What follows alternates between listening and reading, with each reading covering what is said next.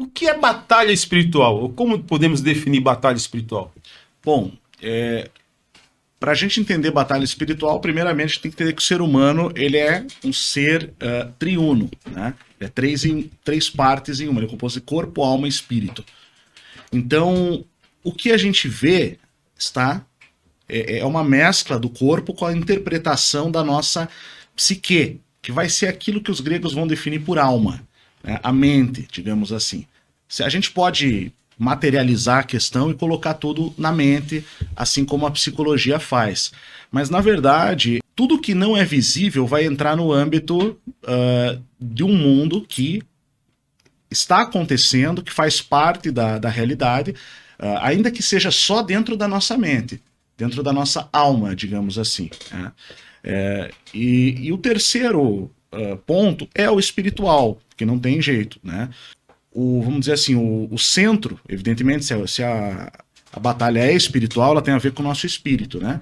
Então, é o espírito que vai influenciar a alma e é a alma que vai, digamos assim, proteger o espírito para que ele não se corrompa, né? Porque a partir da ótica cristã, e você pode pegar qualquer ótica, não precisa ser só cosmovisão cristã, você pode falar de um aperfeiçoamento moral, digamos assim, diante de coisas lógicas. Por exemplo, se eu colocar 100 pessoas num cercado, e uma quantidade limitada de comida, né?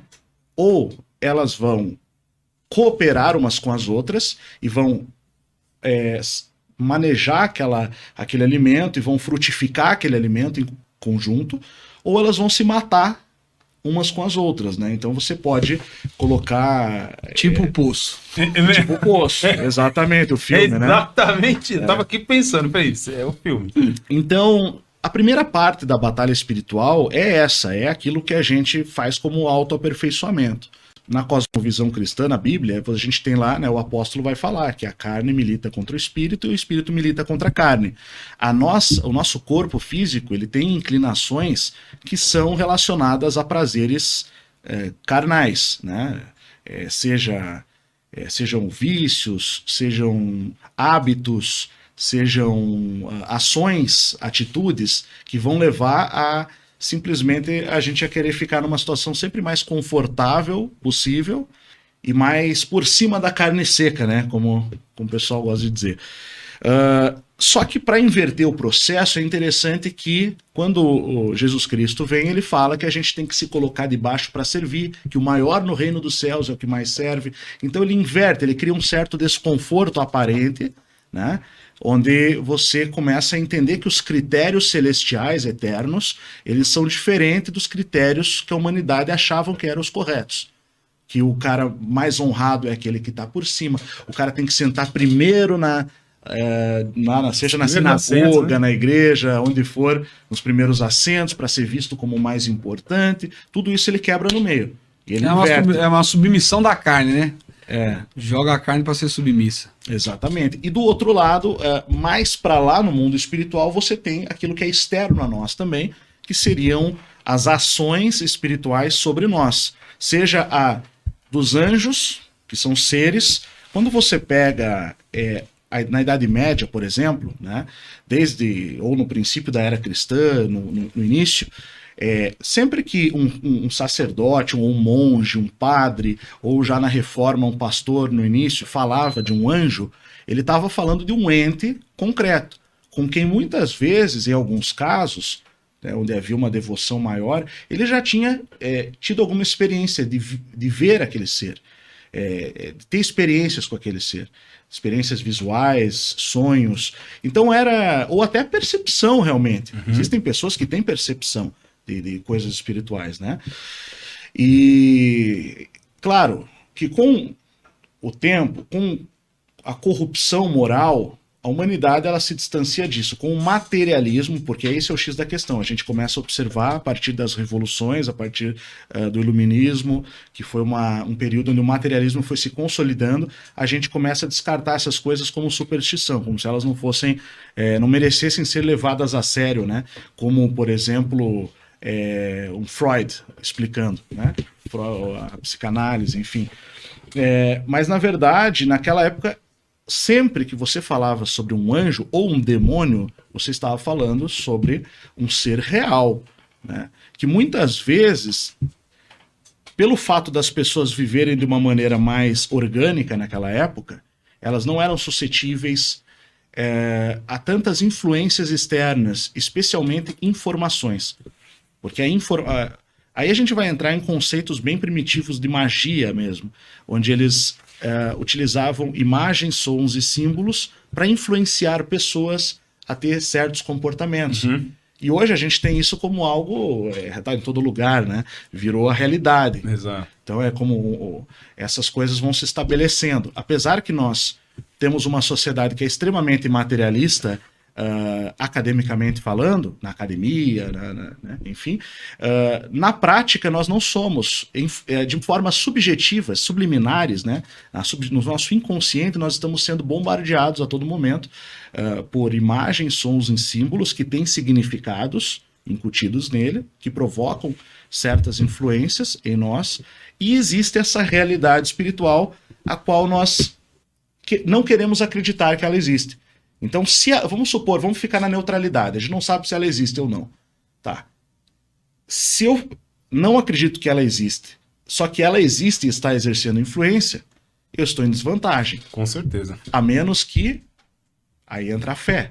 Que você tenha fé. Então, quando você tem a fé conectado com o positivo, né, com Deus, até é engraçado que o sinal de positivo é a própria cruz, né? É uma cruz, digamos assim. Então, quando você tem essa conexão, ela se dá pela fé.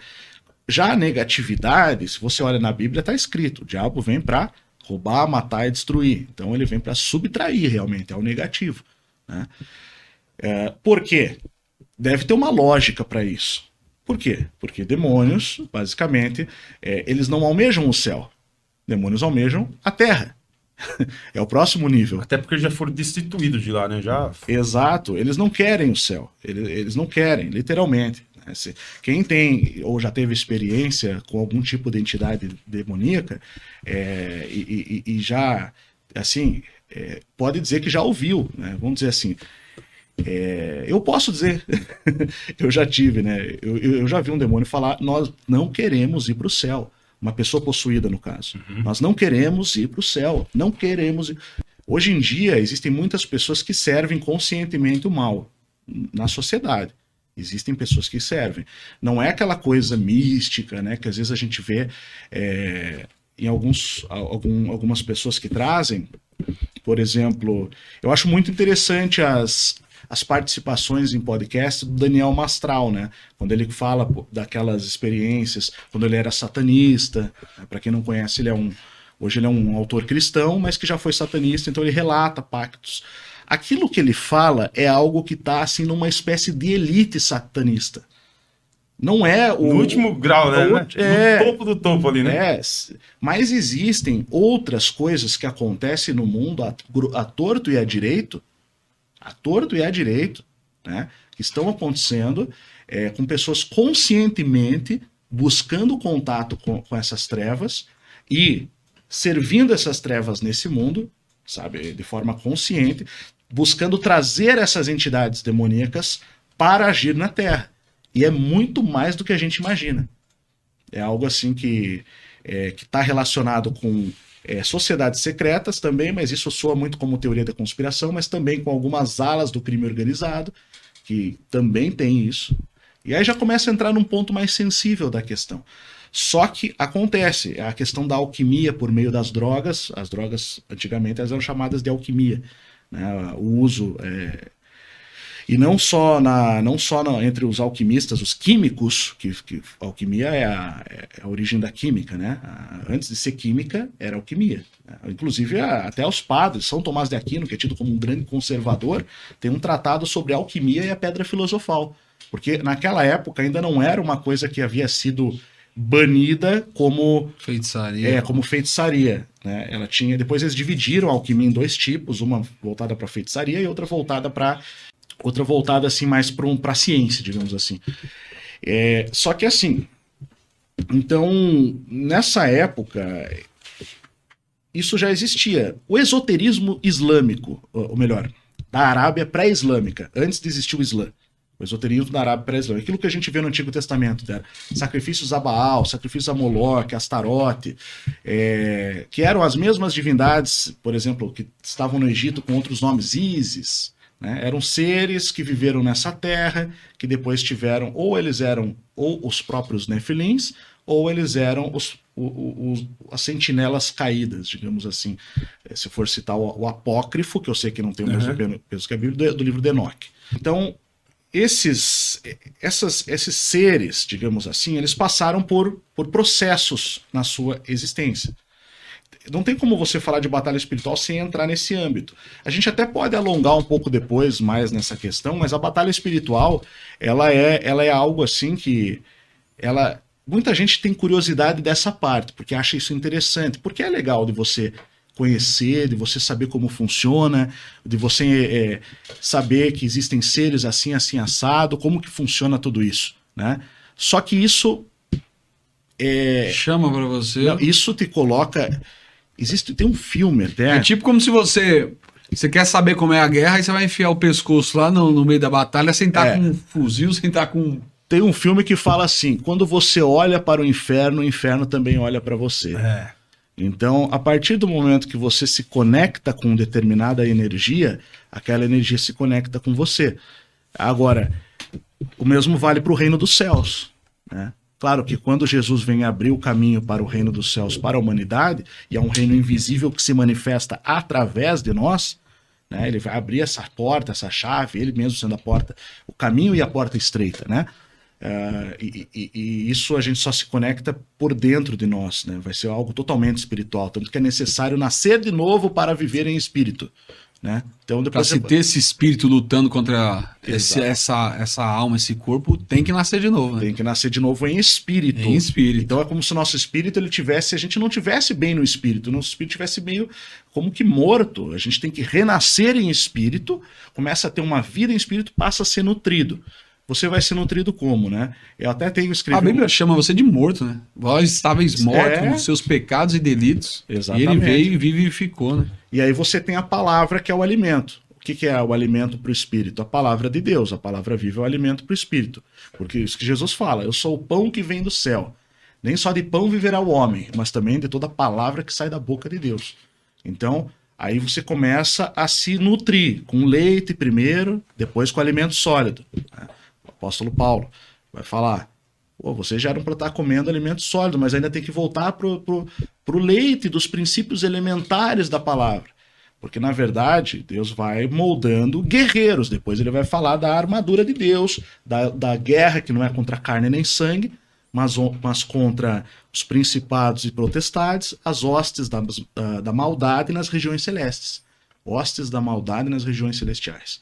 Então você já começa a entrar num âmbito de você sair de ser um recém-nascido no espírito, uma criança, aí alguém que se alimenta de alimento sólido, que aprende a manejar bem a espada da verdade, que é como a Bíblia chama a palavra, para depois você se tornar um guerreiro com a armadura de Deus, revestido da armadura de Deus, e poder combater contra o inferno, contra o mal, contra os principados, e não é contra, não é contra seu irmão, vizinho, não. Não, e também, não é contra pessoas, principalmente, pessoa. E essa é a parte difícil, né? Isso é muito difícil. Muito difícil.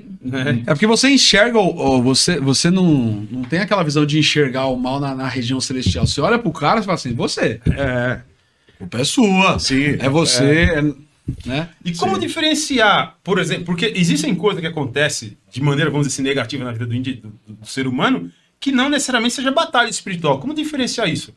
Porque às vezes pode ser uma falta de descuido e muitas vezes as pessoas se confundem, né? Tipo, vai pôr o carro na garagem, tá falando no celular e tá lá, aí rala o carro, puxa vida, o diabo e tal. E às vezes não é, às vezes é descuido. Como que a pessoa pode... Às vezes a pessoa tá batalhando, o espírito dela tá batalhando contra a própria carne, porque a batalha espiritual é constante. O apóstolo fala, a carne milita contra o espírito milita contra a carne. Então a todo momento a gente tem que estar vigiando sem cessar. Essa batalha se dá onde, macho? Pelo que você está dizendo, dentro de nós. Dentro da pessoa. Dentro de nós. Toda a batalha espiritual se dá dentro de nós. Até mesmo para você... Ela só vai ser externalizada... Tem um e-book, se puder mostrar a capa, né? tem um capítulo que eu gosto bastante. Já mostrou? Eu coloquei esse e-book, ele tá no nosso canal do Telegram, né? Que é o Além da Nuvem _ canal. Depois, se alguém Eu já quiser, li metade dele, já tô... Então, tem o capítulo 4, ele começa com... O título é Expulsarão Demônios. Porque quando Jesus deixa claro que vai chegar a época de ele passar o cajado, o legado e a função, a missão da igreja, da eclésia, de espalhar para fora o reino de Deus, né, os chamados para fora, de dentro dele, gerado, nascido de novo, e espalhar para fora, espalhar pelo mundo essa transformação do reino de Deus através de nós. Então, aí ele fala, em meu nome expulsarão demônios. A primeira coisa, falarão novas línguas, tal. Mas a primeira coisa é expulsarão demônios, né, do poder do nome de Jesus. Então, claro, aqui tem um cuidado que todo mundo tem que ter, porque esse negócio expulsarão demônios, a pessoa ela acha que, pô, legal, vou sair expulsando, né? Virei Constantine, vou sair descarregando a escopeta calibre 66. Para não. Exato. E não é assim, porque para você fazer isso, primeiro você tem que estar com o aval, digamos assim, dos céus para fazer isso. E para isso você tem que estar no estágio de pureza, já de santificação, que vai te permitir fazer isso. Então você já tem que estar lá no alimento sólido e tal. A não ser que surja uma situação que às vezes pode acontecer. Eu mesmo, quando era neófito, eu tive uma experiência, tinha acabado de me converter há pouco tempo, e um cara ficou possuído na minha frente. E era um cara grande, não tinha mais ninguém por perto, eu vou te matar, e daí o cara travava. Né? E eu senti, abre a boca. Eu tentei orar um Pai Nosso para ver se o cara começou a gargalhar, e aí eu peguei... Eu senti de oração em línguas, né? Eu só coloquei a mão pra frente e abri a boca, mas eu não pensava em orar alto. A oração, ela me atravessou. Assim. Eu abri a boca para fazer... na hora que eu fiz, saiu uma rajada de palavras que eu não poderia nem repetir. Mas eu sei que o cara caiu no chão. Liberto. Caiu, liberto. Voltou. O que aconteceu? O que aconteceu? O que tá acontecendo? Não lembrava o que tinha acontecido, né? Então foi uma situação, o cara tava bem violento, assim, tava bem agressivo. Ninguém tá isento da batalha espiritual, nenhum ser humano tá isento. Isso é bom que as pessoas saibam disso, né? Porque às vezes as pessoas estão vivendo como se o mundo fosse aquilo que elas estão vendo, né? Sim. É a casa, é o carro, é a mesa, é a TV, e não tem noção que existe esse mundo espiritual, né? Exatamente. Nessa situação, por exemplo, eu ainda tinha... Eu tinha acabado de me converter, mas eu não tinha ainda muita vivência, mas eu tinha muita fé. Eu tinha muita fé. Então, quando você tem fé, sabe, você reconhece sua fraqueza, muitas coisas podem acontecer, né? Coisas muito grandes. Clique na sua tela para assistir a esse podcast completo, lá no canal Entre Nós e Nós. E já aproveita para se inscrever nesse canal parceiro aqui do canal Além da Nuvem. E não esquece de divulgar o canal Além da Nuvem para sua família e para os seus amigos nas suas redes sociais, porque a verdade importa.